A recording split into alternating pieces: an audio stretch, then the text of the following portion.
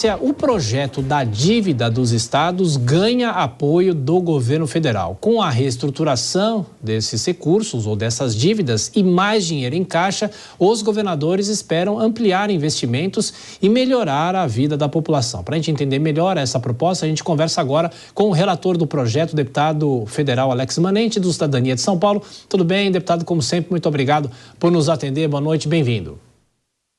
Boa noite, Thiago. Mais uma vez, uma grande satisfação participar contigo do programa na Jovem Pan. Sempre às ordens aí, ainda falando de um projeto tão importante para o país que vai gerar investimento. Muito obrigado.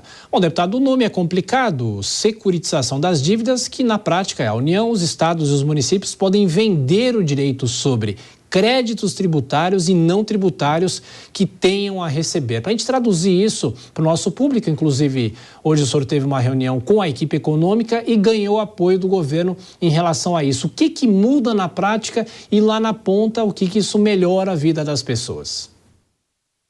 Olha, Thiago, é um tema bastante interessante, porque na verdade não é bem uma venda, mas é uma antecipação de uma receita que já deveria ter sido pago para o ente público, mas que acaba se tornando uma dívida ativa que o ente acaba não conseguindo utilizar. E a recuperação desses dados, eles são muito limitados, é 1,5%, 2% por ano que o Estado ou os municípios conseguem arrecadar.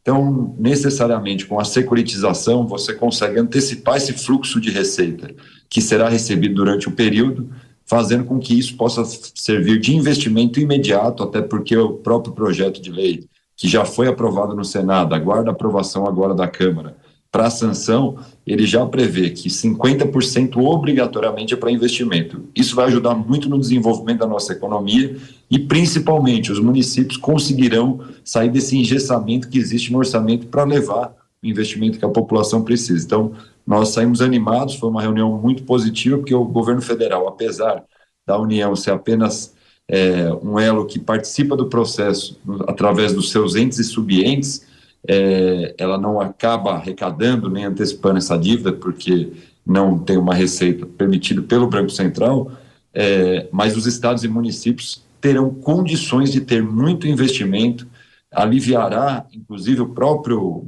orçamento do governo federal e fará com que tenhamos resultado efetivo. Então, foi muito positivo. E o senhor acha que o governo está apoiando isso, mesmo não tendo esses benefícios, como o senhor cita aqui, a própria possibilidade de se ajudar os estados e os municípios, esse é um ponto primordial, não é? Sem dúvida alguma, porque alivia o próprio orçamento do governo federal, como eu havia dito. Os municípios e estados hoje estão estrangulados no seu orçamento, dependem de recursos extras do governo federal e, naturalmente, se nós conseguirmos trazer esse recurso para investimento imediato, nós vamos conseguir avançar muito a possibilidade de ter investimentos num recurso que não gera novos impostos, aliviando a própria União para outros investimentos e fazendo a roda da economia girar e, consequentemente, termos aí um desenvolvimento, uma perspectiva de um futuro. Então, eu acredito que vai movimentar a economia do nosso país. Ô, deputado, o que o senhor espera sobre a tramitação na Câmara? Como o senhor já destacou, passou pelo Senado, é um projeto original do ex-senador José Serra, ex-governador de São Paulo, e o apoio do próprio presidente da Câmara, Arthur Lira, para que essa matéria avance rápido. É verdade. Inclusive, esse é um projeto que foi pensado pelo governador Tarcísio, ele já havia sido aprovado desde 2020, está paralisado lá na Câmara dos Deputados, já houve uma tentativa de aprovar e se recuou, e agora o governador solicitou, o presidente Arthur Lira entendeu que é um movimento importante para termos até o final desse semestre a capacidade de ver os municípios e estados tendo recurso, e nós vamos dar a celeridade necessária. Com esse aval do governo, que ele trabalhará para a sanção rápida, nos dá mais celeridade também na condução na própria Câmara dos Deputados para tentarmos entregar ainda em abril, maio e vermos sancionado até o final do semestre. E precisa passar por comissões ou seria uma votação direto no plenário? Direto no plenário, nós já vamos direto para o plenário, então já foi designado diretamente para o plenário esse debate, essa relatoria, porque já veio do Senado e agora já houve tramitação desse projeto anteriormente. Então, retomamos agora e queremos aprovar o mais rápido possível. Deputado, no caso de estados e as prefeituras, as administrações municipais, os investimentos que cada ente quiser fazer são investimentos livres desses recursos ou há uma regra? O projeto tem regras?